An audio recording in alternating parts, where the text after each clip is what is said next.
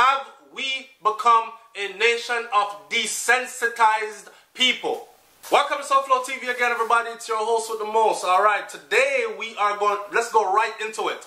Today we are going to discuss, let's discuss mental illness unchecked and untreated in Jamaica. But along those lines, let's also discuss PTSD, as in post-traumatic slavery disorder. Let's also discuss our callous attitude towards violence and violent crimes. It's SouFLoTV, man. 1, 2, 3. So again, this story right here says, straight from the loop, this story says, a woman of unsound mind was charged. This story is also in the Gleaner and the Observer and the Star. A woman of unsound mind, right? A 50-year-old woman was charged with hacking to death her daughter-in-law. So that means, this is a woman that is married to her son, right? All right. The Westmoreland police have charged 50-year-old Simone Dennis, who is allegedly of an unsound mind, for the hacking death of her daughter-in-law on Tuesday afternoon. The deceased has been identified as 21-year-old Debbie Ann Morris of Piper Corner District in Westmoreland. Rest in peace, Debbie. I don't know. Damn. That's a way to go. Reports are that about on Tuesday, residents spotted Dennis, that is the unsound mind 50-year-old woman, who is of Sweet River address in Westmoreland, entering Morris' house. Shortly after, Morris was heard shouting for murder, murder, but her cries were ignored by residents. That is why I'm asking, have we become a nation of desensitized people? And I'm going to tell you some more things on why I asked that, and possibly why I'm beginning to believe so, right?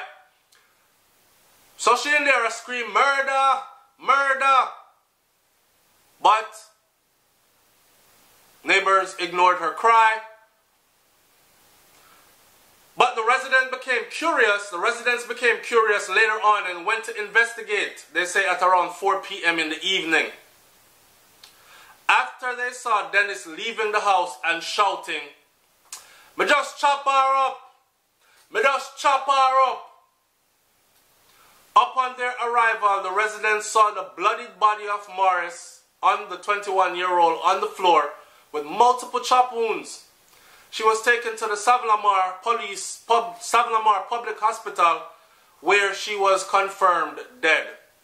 Dennis was taken into custody. The 50-year-old was arrested, taken into custody, and subsequently charged for the murder of this 21-year-old girl, Debbie Ann Morris, which is her daughter-in-law. Alright? This is a sad, sad story. And I don't want to dwell on the story. I just want to say, first of all, before I go into my segue, is condolences to the families involved. This is sad. 21 years old, you just start to live life. You're not even starting to live life really yet. You just start picking up at 21. However, at 21, she was already married. She have her man. Apparently, she married a man who have a mother, a mad mother, or a mother of unsound mind. Then, a mother troubled with mental issues. We could go on to talk about how it's important to make choices. Like, when they say you can't help who you fall in love with, but you can help who you marry. And I said to myself, well, shit, I want to marry the person I fall in love with. And they're saying, no, it's not, it shouldn't go that way all the time. Because if you fall in love with someone of unsound mind, if you fall in love with the unscrupulous character and you end up having children, crossbreed between you and that individual, that child or those children are going to pick up those characteristics in their genes. There'll be children of unsound mind at some point and children with unscrupulous characteristics. And I have to sit and look at that sometimes. Like, you ever hear some people say, "I want to see our mother," because her mother will determine the kind of woman that she'll become a few years down the road. "I want to see him father," because his father will determine the man he'll become few years down the road. If not his father, the man that raised him. And I'm talking about sperm donor, if man dash it in there and left. the man that raised him, will determine the man he becomes down the road, right? And I'm looking into that now and I'm saying, yeah, that must be true, yes. That must be true. Because do you know that oftentimes, not oftentimes, but almost all the time, it's proven, your parents or those who raise you are your best teachers, and they teach you without you even knowing that you're learning from them. I find myself still to this day doing stuff like the man that raised me to a certain age. Because after a certain age, certain characters are set, or characteristics are set into you, and they will not leave.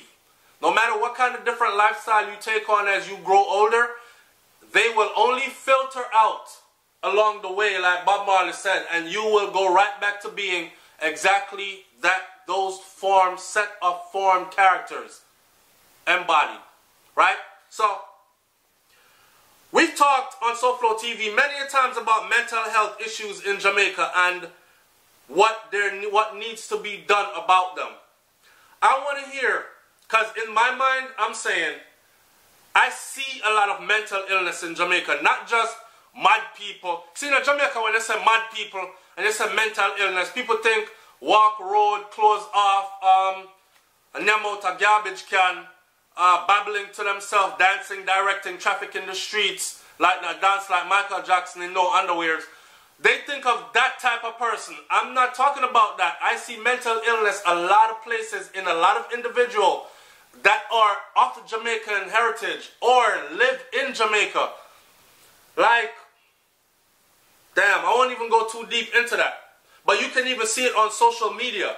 The way they respond to certain things. The level of aggressiveness that they fly from 0 to 100 in.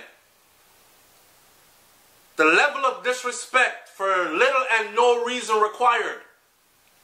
And when you meet them in person, the way they just run through life and just live life wild and crazy. And there's no joy to it. It's just waking up every day repeating the same thing. And they were the same ones that complain to you how life miserable, I'm sad and nothing, I'm going to be in a dog. And more time I feel like me want, oh, let's tuck up something and lick off a man head and oh, and you're like, yo, waking up every day to repeat the same act, knowing that it brings no happiness, no content, no joy. That's mental illness, that's madness. And enough of them stuck in our cycle of madness. Now, let's talk about, I've said it before, Jamaica is filled with mentally ill people. PTSD, post-traumatic slavery disorder, I can't rule that out.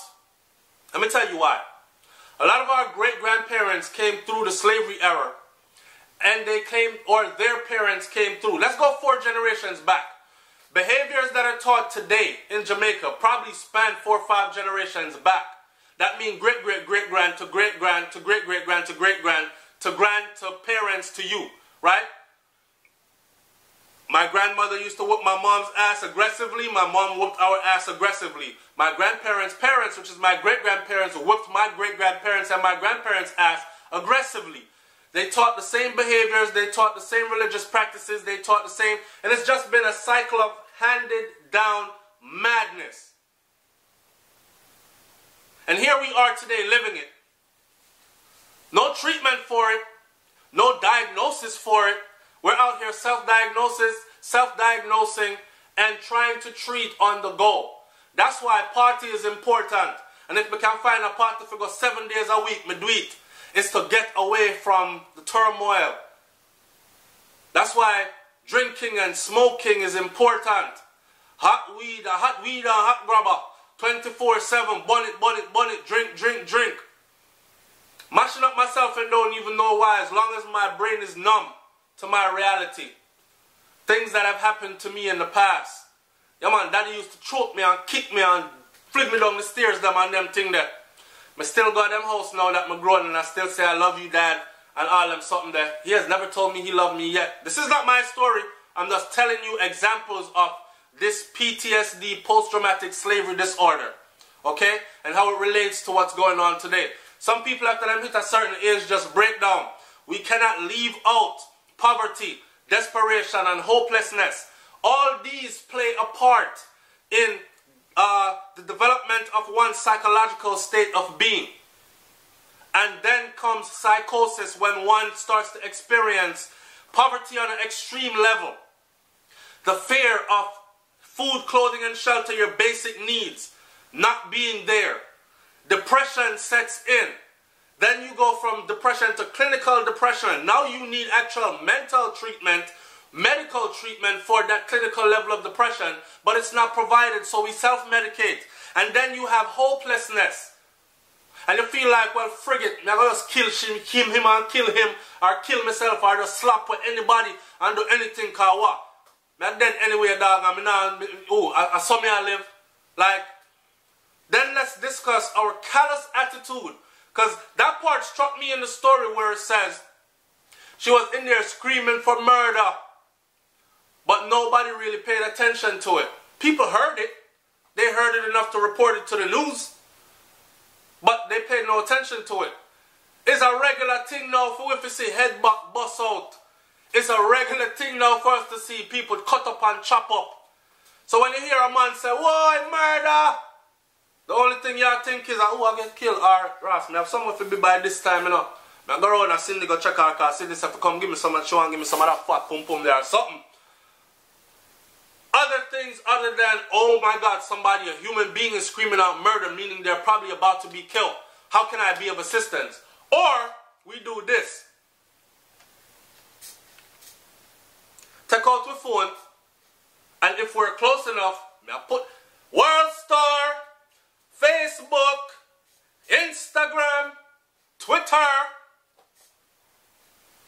It's crazy. And we see so much violence now. And I know people are still going to keep talking about the music. The music is so friggin' minor, man, compared to the images that are shown. I just watched the video, and the video is not from Jamaica. But the video is, it's showing in Jamaica, and Jamaicans can definitely see it on their phone. This video is of 5 guys standing on a corner, right? 5 guys standing on a corner, and around the corner comes a 6th guy. And the 6th guy is holding what looks like a .357 Magnum or some powerful handgun. 4 of the guys then run and take off. Choom! Gone. One turn, look, see the killer, and froze. He froze long enough for the killer to lift his hand up like this and squeeze. Bang! One shot. He fell back. Head side bust off. Blood everywhere. This is not a video that's made in Jamaica, but it's seen by Jamaicans. I bet you right now there are people in Jamaica who watch a video where I say, "Yo dog, I saw your boss boy head. See that? Saw your boss blood clot boy head." That's not coming from dancehall music. It's these images that we're bombarded with. It's the times in which we live. It's the advancement of technology. It's the availability of everything at the snap of a finger. That's how I go on. I can't go on no more about this. But the mental health issue in Jamaica is something serious. The post-traumatic slavery disorder in Jamaica is something serious. Enough mad people are running around in Jamaica. Mad on all different scales. Some just 100% mad. Some LA Lewis mad. Some stylish mad like LA. Some of them little bit mad but getting there. Like you think to get there. Some of them halfway mad and not fully mad yet. And this is something that we need to look into. Unchecked mental illness. And stop wait till it come down to people get chopped up. The callousness of us. I can't say we need to get back to when we used to care about each other, because I'm afraid those days are gone. I am glad I was able to experience those days. But I am also living to experience the days when we no longer give 2 shits about each other. Why? Murder! And nobody look. Or if they're close by, they take out their phone and wait for me to get chopped up, so them can put the pictures on internet for views. It's SouFLoTV, man. Like, comment, share, subscribe. Let me hear what you got to think about this one. I'm up out of here. Peace.